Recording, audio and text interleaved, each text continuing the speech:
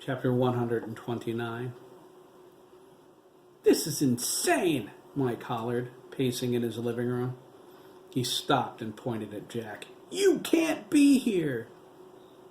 "Mike," Sandra said, feeling lightheaded, "I don't understand what's going on either, but hear him out, okay?"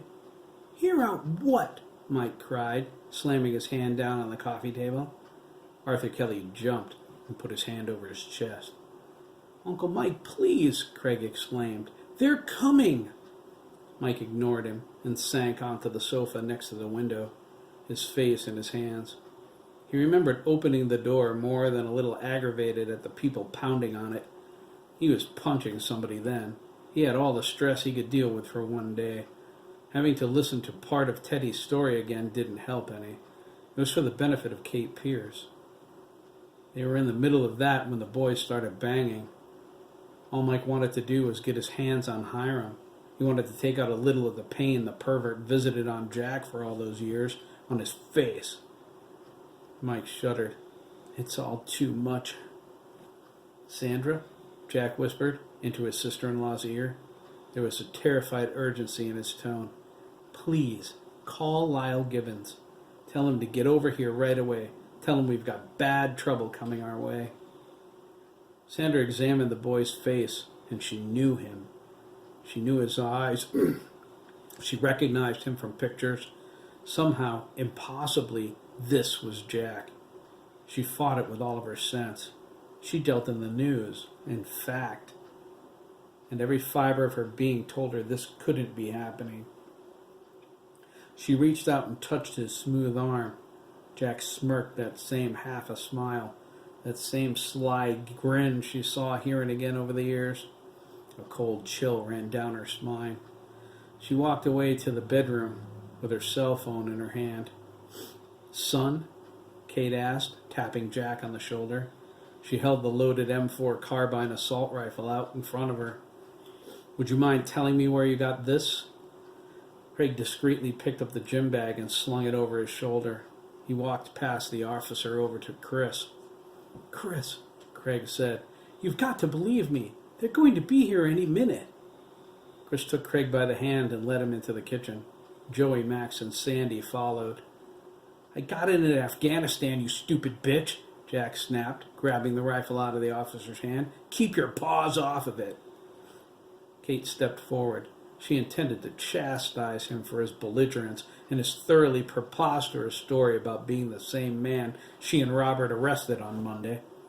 Robert held her arm. She looked over her shoulder at him, her eyes questioning. "You don't seriously," Kate began. Robert held his hand up. "I don't know what to believe," he replied, gently hugging Teddy, who lay across his lap. "But I remember Jack Dougan as a kid. I've been friends with Mike for years. I'm telling you, if that isn't Jack, it's his ghost." Kate snorted. "Well, it certainly sounds like him." "Bobby?" Mike asked, choking back a sob. "Am I going crazy?" Jack stepped up to him. Mike shied away. Jack grabbed him by the chin and turned Mike's face to his. "I could go through all the memories two brothers share, Mikey," he said, "but we don't have time. We've got to get out of here. Okay? Trust me. The Jack you've grown to hate all these years is gone. Don't ask me how, but I've got a second chance. Trust me, Mikey. I love you, okay?" Mike pulled Jack into his arms and hugged him. This couldn't be his big brother, but right now he didn't care. Robert was right. If it wasn't Jack, it was his ghost.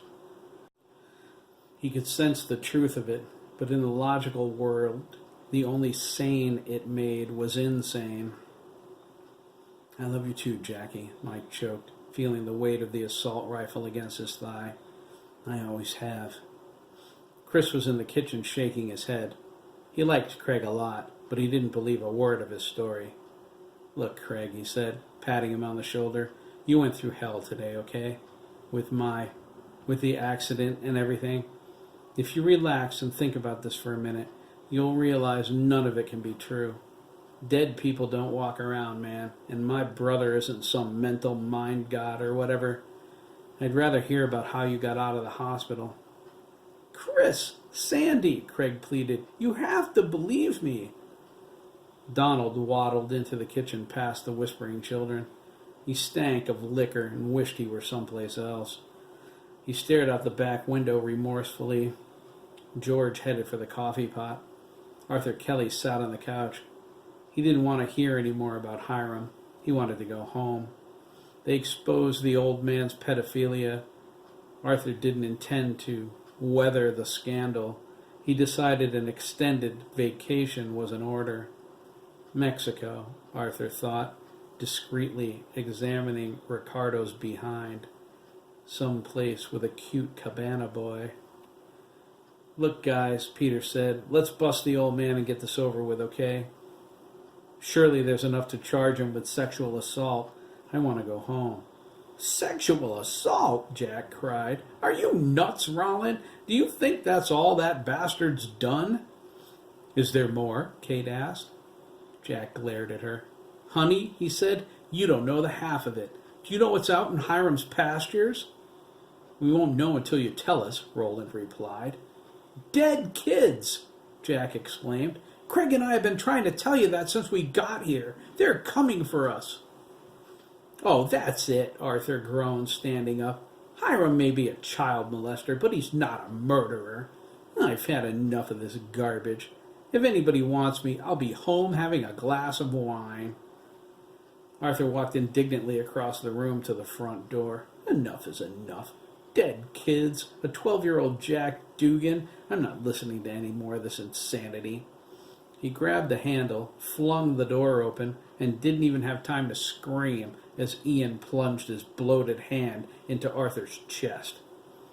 He tore Arthur's heart out with a loud rip. Kyle smashed through the kitchen window, seized Donald Barry, and crushed his throat. Donald fell back, clutching his neck.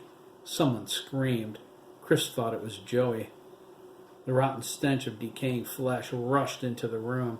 It made the already nauseous Peter Rollins gag. They turned toward the stink. They watched in gut-wrenching horror as Arthur fell to the floor. Blood poured from the rip in his chest. Derek screamed, and so did Sandra. George grabbed her. Derek dove over the kitchen counter into Chris's arms. The rest of the boys stood with their mouths hanging open, staring down at Donald. George clutched his chest, a sudden pain shooting down his left arm. Hi, guys, Ian grinned. His voice was hollow, his eyes cloudy. He was covered in black mud. It smeared across his cheeks where his dimples used to be. He teetered from side to side, steam coming off his rain blood-soaked clothes, and from the heart in his hand. He crushed it in his fist and dropped it on the floor. When he spoke, his breath was putrid and stinking. Are you ready to party? Party this, Kate said. She jammed her .44 Magnum against Ian's forehead and fired. No, Sandy cried. Ricardo grabbed him by the arm. Sandy watched his brother stumble back a few steps. Ian's brains splashed out of the back of his head all over the door jamb. There was a nickel-sized hole above his right eyebrow. His decaying flesh fell to the floor with a sickening squish. Everyone waited for Ian to drop, but he only looked up with a smirk. He stuck his index finger into the bullet hole and ripped the flesh open, exposing his skull. You can't kill what's already dead, homegirl, Ian sneered, mocking her ethnicity with gangster rap gestures. He grabbed Kate's hand. She reacted instantly. She recoiled from his ice-cold touch, snap-kicked him in the testicles, and punched him in the face. Ian flew off the porch. He landed on his back in the middle of the walkway. Oh my God, Sandy cried. The boys joined him as he screamed, Ian! Kate, Robert cried, drawing his weapon. Are you all right? I've always said the only good bigot was a dead bigot, Kate grumbled, spastically wiping her wrist. I guess I shouldn't have said that so much. Henry took a few steps back until he felt the wall behind him. He froze, his eyes wide, his hands flat against the paneled surface. His panicked breaths came quick and shallow. The wall beneath his left wrist burst. A skeletal hand reached in, and yanked him into the paneling. Henry screamed as 2 more zombies punched through and ripped him through the wall into the backyard. Chris, Joey, and Ricardo stared out the kitchen window. Max hit the wall switches by the back door until he found the one for the backyard floodlights. The lights came up, beaming into the gloom. The boys watched in horror as 2 of the zombies ripped Henry's arms off and tossed them into the woods.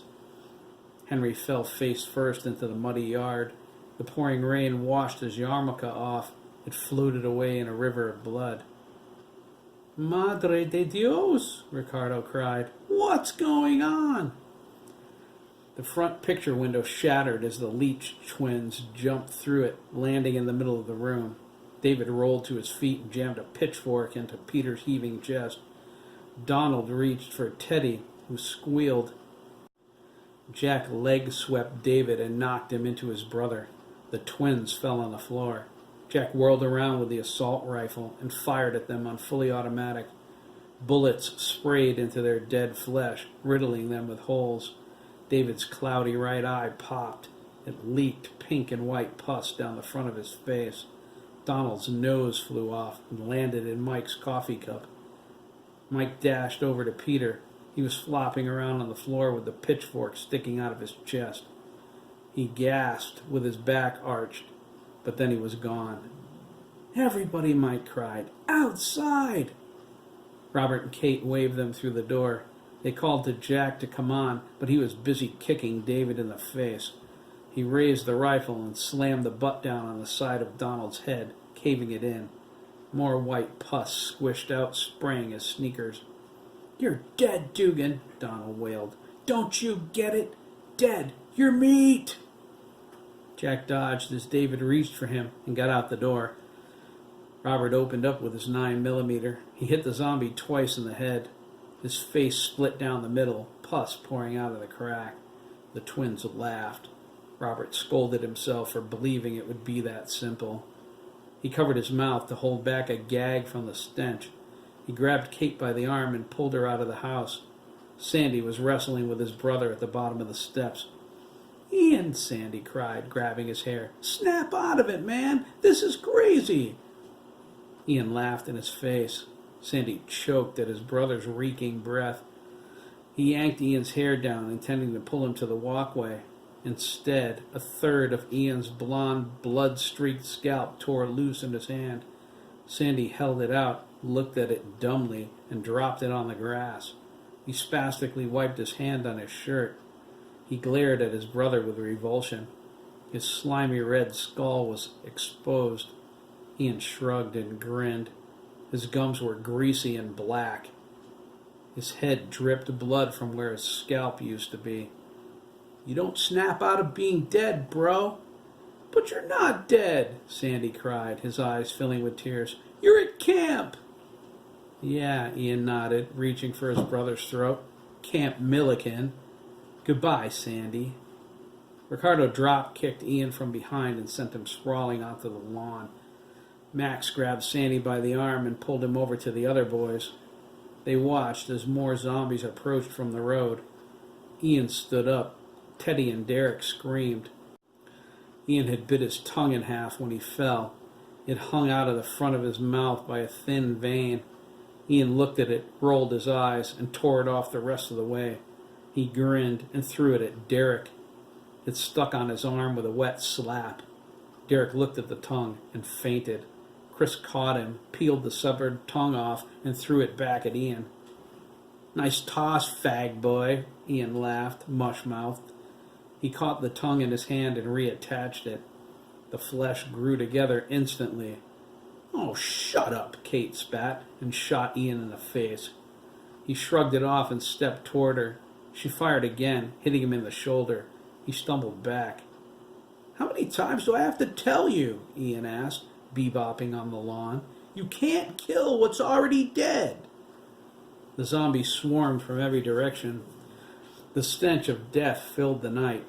The pouring rain did nothing to wash it away. George spotted Bobby Jones, saw his missing skull cap and empty cranial cavity, gasped, and fell over sideways as his heart stopped in his chest. Roland knelt down and checked him for a pulse. He was about to start CPR when he didn't find one, but Sam hurled a hatchet at him from the road. It whizzed past Sandra, nearly clipped Teddy, and embedded in the back of Roland's head with a whack. He jerked up, his eyes wide, and fell over forward on top of George. Hugh grabbed Joey by the arm and frantically dragged him toward their car. Joey pulled against him. He said they had to stick together. They couldn't abandon the others. Hugh screamed at his son to stop fighting him and get moving. Joey hit the ground as David Leach slide tackled him. Matt plowed into the dead boy as he jumped up, reaching for Joey, and knocked him into the side of Hugh's car. Matt pulled Joey back as Sam and Ian dove on Hugh.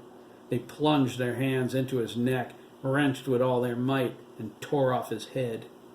Joey screamed as his father's blood sprayed out like a geyser. The zombies laughed. They took the head, Hugh's mouth moving, his eyes shifting, and threw it at Joey.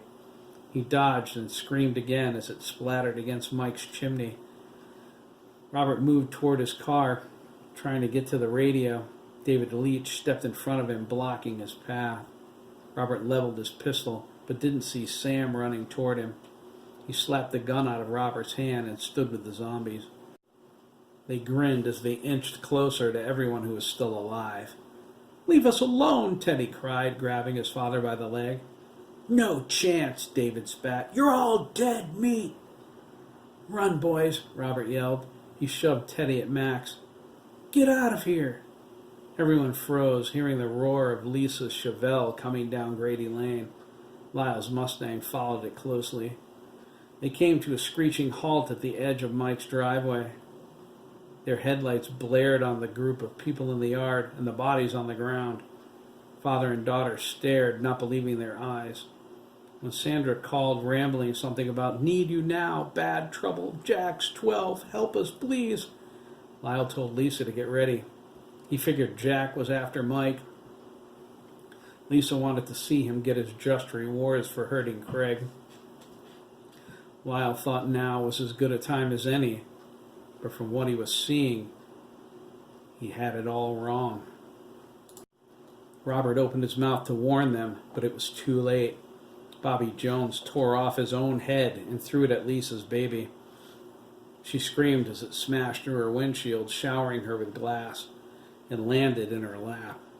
She looked down in horror at the hanging veins, ripped tendons, and empty skull cavity. She screamed again when it moved, its mouth working, its eyes rolling around. It sank its teeth into the smooth flesh of her inner thigh. It bit through her jeans and drew blood. Lyle leaped out of his car, ran over to her, and glared in through the window. She looked up at him, terrified. Lyle froze. Jack reached into the gym bag Craig held. He grabbed a grenade and ran over to them. He squeezed past Lyle, who stared at him, stunned. Jack grabbed Bobby's head by the hair and yanked it free. It came out of the car with a chunk of Lisa's thigh between its teeth. He pulled the pin on the incendiary grenade, stuffed it inside the head, and threw it back at Bobby.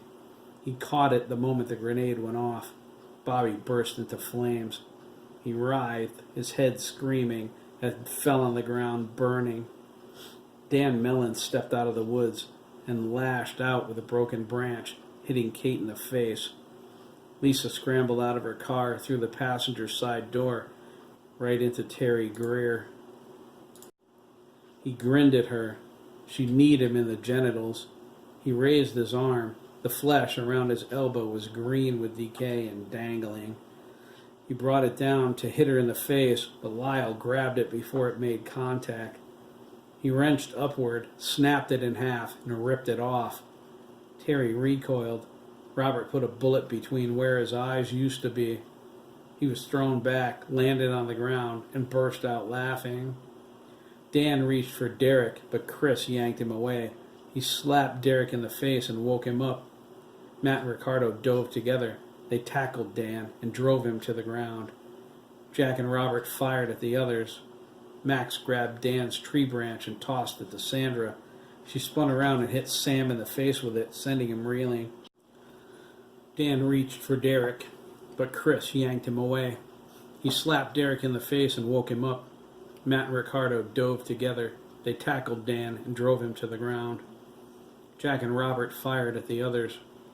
Max grabbed Dan's tree branch and tossed it to Sandra. She spun around and hit Sam in the face with it, sending him reeling. She looked down, saw the branch was covered with stinking goo, gagged, and threw it into the road. Terry caught Teddy by the hair and tried to drag him away. Joey knelt over his father's headless body, crying. He caught Terry by the leg and flipped his feet out from under him. He dove on top of him, his fists flashing. He punched Terry in the face repeatedly. Sandra drew Teddy into her arms and set him down behind her. Terry rammed his skeletal finger into Joey's right eye, gouging it out and stabbing into his brain. Dan grabbed Chris by the ankle. "You killed me, McKee," Dan wailed, struggling against Matt and Ricardo. Derek reached down and snatched the .44 Magnum out of Kate's hand. She fought to stay conscious, but was losing. Derek convulsed all over. His head jerked to the side as he held the pistol out in front of him. He walked over to Dan and pressed it against his brother's forehead. "Do us a favor, Dan, okay?" Derek whispered in a sob, cocking the hammer back. "Stay dead this time." Derek pulled the trigger. The gun went off with a loud bang. It blew Dan's head apart, and at the same time broke Derek's wrist. He cried out and dropped the gun. Max and Ricardo jumped up, gagging at the sight of Dan's pus-filled brain splattered all over the ground. His body thrashed. Jack pulled the pin off another incendiary and dropped it into the running goo. Dan burst into flame. Chris spun around and pulled his foot free. Robert grabbed Jack by the shoulders and ordered him to get the kids out of there. "Not without Sandy," Chris cried. Sandy was in the driveway wrestling his brother. Ian bit his left middle finger off. Sandy screamed. Lyle, Mike, Sandra, and Robert ran over by Mike's car. Jack leveled his assault rifle, but cursed when he couldn't get a clear shot. Sandy rolled off Ian and stood with his legs apart. His hand was bleeding like crazy. Craig called out to him and tossed him a hand grenade. Sandy caught it in his good hand and gripped it tightly. Ian chewed Sandy's severed finger wildly before spitting it out. "Screw you, Sanford!" "I love you, Ian," Sandy whispered, pulling the pin. "Please, man, let me help you." "Help me? You killed me, you idiot!" Ian cried, weaving back and forth. He was ready to pounce. "Me?" Sandy asked. "Don't listen to him, Sandy," Chris called. Sandy shushed him. "What are you talking about, Ian?" he asked, the two brothers circling one another. "How did I kill you? You're supposed to be at camp." "It was a lie," Ian spat. "That psycho hill witch brainwashed Mom and Dad, just like Dr. Stone, just like Mrs. Jones, like all of you." "I don't understand, man," Sandy cried. "What happened the night of the camp-out?" "You were talking about letting everyone think you're queer," Ian sneered. "I heard you. I couldn't take it anymore. I was running home when the farmer got me. He was out in the woods." "Oh, Jesus." "He murdered me, Sanford," Ian cried, tilting his head back. Sandy looked at the hanging tendons and veins that used to be his brother's neck. He felt his gorge rise. "He cut my throat like I was a pig." "I'm sorry, Ian," Sandy whispered. He held up the grenade. "Please, let me help you. Please." "You can help me by dropping dead." Ian knocked Sandy off his feet and landed on top of him. Sandy had the grenade clutched to his chest between them. Sorrow filled his mind. He stared up at this dead thing that was his brother, the brother he fought with, the brother he picked on, but most of all, the brother Sandy loved but never realized it. He didn't know what to do, how to help. And Jesus, was it really his fault? Ian glared at him. The rain ran down his face, carrying pieces of gore. Sandy closed his eyes and started to cry. Ian grabbed his finger and twisted it painfully back. The grenade's safety catch sprang off, landing by Chris's feet. Ian cried, "Gotcha!" "No!" the boys screamed. "Holy Christ!" Jack hollered. "Grenade!"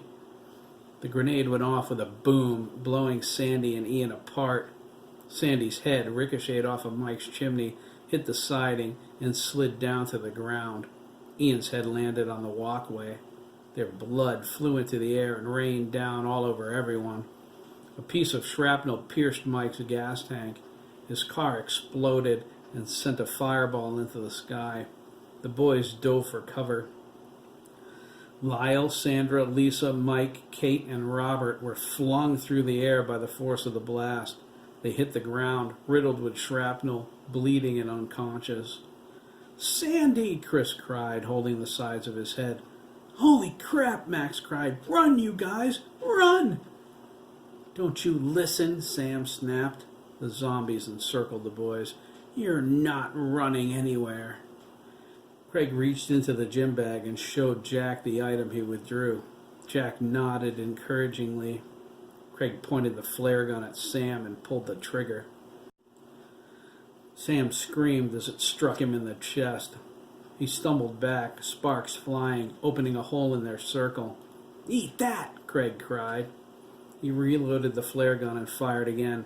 This time he caught Donald Leach in the face. It set his broken head ablaze. Donald fell dead once again. Chris grabbed Derek and led him through the opening. Max, Matt, and Ricardo followed with Teddy between them. Craig went next, and then Jack, slipping through just in time. They dove through the woods and headed for the trails. The zombies regrouped in the road. Ian was gone. So were Dan, Donald, and Bobby Jones. Sam had a hole in his chest where the flare burned through. David glared at the others, insisting Craig was his. Terry growled, his jaw hanging loosely from his face. "You can have him," he replied. "There are others. It's time to split up. Here's what we're going to do."